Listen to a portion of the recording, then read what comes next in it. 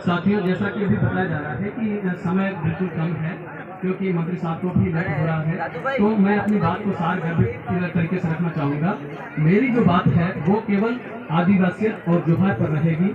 मैं ये बताना चाहूँगा कि आदिवासियत क्या है, क्योंकि आदिवासियत से, आदिवासी नाम से ही अभी तक लोगों के अंदर भावनाएं गलत बनी हुई है, क्योंकि कुछ फिल्मकारों ने जो आदिवासियत की छवि बनाई है उस शब्द से अभी भी हम सही से वाकिफ नहीं हो पा रहे हैं। क्योंकि उसके लिए मैं बताना चाहूँगा कि आदिवासी शब्द केवल जंगली लोगों को नहीं कहा जाता है। आदिवासी शब्द का अर्थ होता है आदिकाल से इस देश के निवासी, इस देश के मालिक। हम इस देश के मालिक हैं। ये बात सुप्रीम कोर्ट ने भी 5 जनवरी 2011 को कही है कि इस देश के जो असली मालिक हैं वो आदिवासी हैं, और जिसमें भील मुंडा आदि जो समुदाय हैं वो भीलों के आदिवासियों का वंशज है। हम इस देश के मालिक हैं, ये हम नहीं, सुप्रीम कोर्ट ने भी कहा है। और आप जाकर के इतिहास पढ़ेंगे तो वहां पर भी सबसे पहले सिंधु घाटी सभ्यता के निर्माण करता बोल रहे हैं। और सिंधु घाटी सभ्यता क्या है? इस भारत की सबसे बड़ी प्राचीन सभ्यता है। अब मैं ये बताना चाहूंगा कि आदिवासी पूछते किसको हैं, आदिवासियों के देवी देवता कौन है, हम इस चीजों से वाकिफ नहीं है, इसलिए हम सही दिशा में नहीं चल पा रहे हैं। तो आदिवासी जो है प्रकृति को पूजते हैं, और प्रकृति का नारा है जोहार। जोहार का अर्थ होता है इस प्रकृति द्वारा निर्मित सभी सजीव और निर्जीव जीवों की, तत्वों की एक साथ जय, जिसमें यदि आप जोहार करते हो तो इसमें आपकी भी जय होती है, क्योंकि आप भी प्रकृति का एक हिस्सा है, प्रकृति द्वारा निर्मित है, और मेरी भी जय होती है। और यहाँ पर जो हवा, पानी, नदी, नाले जो भी है प्रकृति के, जिसके अनुसार हम जीते हैं, मतलब मैं 7 शॉर्ट शब्दों में बताऊं, पंच तत्व से हम पंच तत्व पर जो हम आधारित होते हैं उन्हीं की भी जय होती है। इसको लेकर के कुछ पुराणों में उनमें क्या कहा गया है, मैं अपनी बात शॉर्ट नहीं लूंगा। उसमें यह कहा गया है कि एक बार श्री कृष्ण, जिसको दुनिया भगवान मानती है, श्री कृष्ण के बेटे थे शाम को एक कुष्ठ रोग हो गया था, कुष्ठ बीमारी हो गई थी। इतनी बीमारी हो गई थी कि वो कई इलाज करवाया लेकिन उसको कुछ फायदा नहीं हुआ। ये मैं बात किसकी कर रहा हूँ? ये उसी श्री कृष्ण की कर रहा हूँ जिसको दुनिया भगवान मानती है। उसके बेटे को एक कुष्ठ रोग होता है और वो अपने इलाज के लिए दर दर भटकता है। लास्ट में परेशान होकर के अंत में कृष्ण से, खुद से, मतलब अपने पिता से कहते हैं कि आपको दुनिया भगवान मानती है, आप दुनिया के आगे पता नहीं क्या उनके दुख दर्द भी दूर कर रहे हैं, लेकिन मैं आपका बेटा, आप, मुझे कुछ रोग है, मैं उससे जल रहा हूँ, मैं उससे मर रहा हूँ, आप मेरे लिए क्यों कुछ नहीं कर पा रहे? तब कृष्ण कुछ इधर उधर की बातें बतलाते हैं, लेकिन वो सीधा सीधा अपना सवाल रखता है कि यदि आप भगवान हैं तो मुझे कुछ से ठीक करें, अन्यथा मुझे वो बताएं जो भगवान है।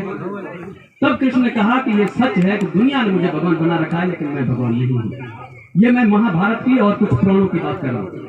आप ये कथा शाम की कुछ लोग वाले आप जाकर के पढ़ लेना इस चीज को। उसके बाद में बेटा कहता यदि आप भगवान नहीं है तो फिर मुझे वो भगवान बताइए। ये मैं बात क्यों बता रहा हूँ, ध्यान से सुनना इस बात को। तो उन्होंने कहा कि ये जो मतलब सर्वशक्तिमान है वो एक सूर्य है जो उगता है, दिन होता है, जिसके प्रकाश से हम विटामिन डी लेते हैं, या फिर जिससे फसलें पनपती है और हम वो मतलब उससे हम जीते हैं। ये प्रकृति का जो, पृथ्वी का जो चक्र है वो भी उन्हीं के देन से है। तब वो अपने बेटे की जो शाम है वो सूर्य मंदिर बनाता है और उनकी पूजा करता है, लेकिन लाभ फिर भी नहीं होता है। अब यहाँ पर बताना चाहूंगा कि कृष्ण ने सूर्य बताया। सूर्य क्या है? प्रकृति का एक तत्व है। प्रकृति के यदि कृष्ण वहाँ पर सारे तत्व बताता, कहता कि यहाँ पर केवल सूर्य भगवान नहीं, यहाँ पर प्रकृति के द्वारा जो भी निर्मित है वो सभी भगवान है। उसमें जड़ी बूटियां भी आती हैं, चांद सूरज तारे भी आते हैं। यदि आप इनके अनुसार उपचार करेंगे, खोजेंगे तो आप ठीक हो सकते हैं। यदि वहाँ पर ये शिक्षा देते तो वो शायद बेटा ठीक हो सकता था। अब यहाँ पर देखें, कृष्ण जिसको दुनिया भगवान कह रही है वो भी किसको मान रहा है? प्रकृति को सर्वोपरि मान रहा है। सूर्य क्या है? प्रकृति का एक हिस्सा है, आग का गोला है। हमें स्कूलों में पढ़ाया जाता है कि सूर्य आग का गोला है, और बाद में हमें बताया जाता है कि ये एक ईश्वर है जिसके रथ है, जिसमें 7 घोड़े जुटे हुए हैं। ये आते हैं यहाँ पर पृथ्वी पर भी। दोनों बातें अलग है। स्कूल में क्या पढ़ाया जाता है और इधर क्या बताया जाता है? ये चीज यदि हम तर्क करना सीख जाएंगे तभी हमारी शिक्षा भी पूरी होगी। यहाँ पर सभी शिक्षक पर बोल रहे हैं, तो शिक्षा तब पूरी होगी जब हम सही और गलत करना सीख जाएंगे, अन्यथा हम सिर्फ साक्षर।